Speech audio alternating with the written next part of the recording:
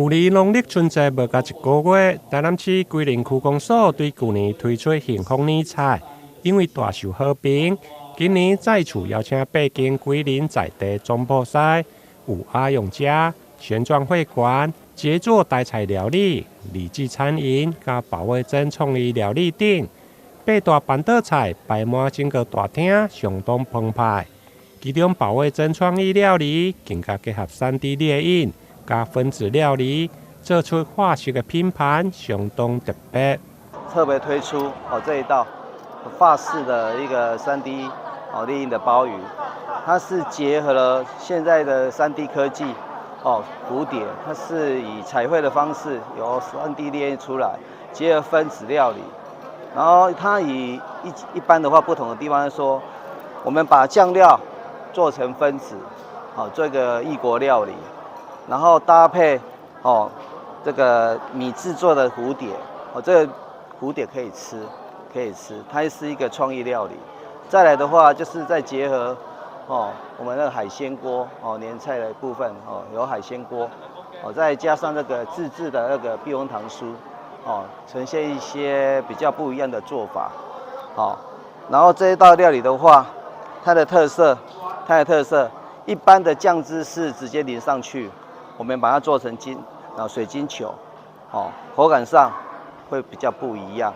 现场包括市长黄伟哲以及座位的议员、里长加各界贵宾，拢踊跃到场，共同为桂林总铺师幸福年菜来大力推荐。市长黄伟哲并且甲总铺师做伙料理，展现厨艺。大家知道过年农历过年到距离现在已经不到1个月了，所以现在大家最忙的事情，第一个最关心的第一个年终奖金，第二个就是尾牙。第3个就是年菜而且这一次农历过年有10天的假期，所以大家一定很喜欢到处去走走逛逛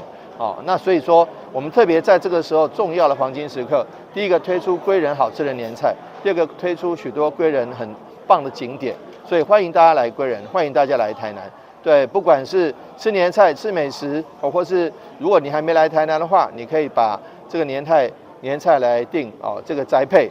来吃吃看，保证一试成主顾。那吃过这些年菜之后，想想来台南新春的时间，来台南各地走走逛逛，一定是非常好的。所以欢迎大家来品尝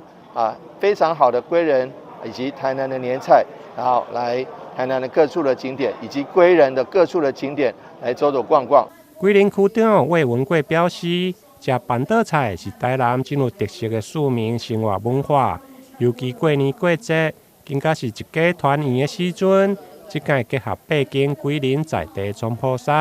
其中座位拢是超过40档的料理经验。桂林推出幸福年菜，不但料好实在，更加是年节团圆年菜的好选择。欢迎有兴趣的民众会用上桂林区公所的脸书专页来查询，并且量查预约。台南新闻林根采访报道。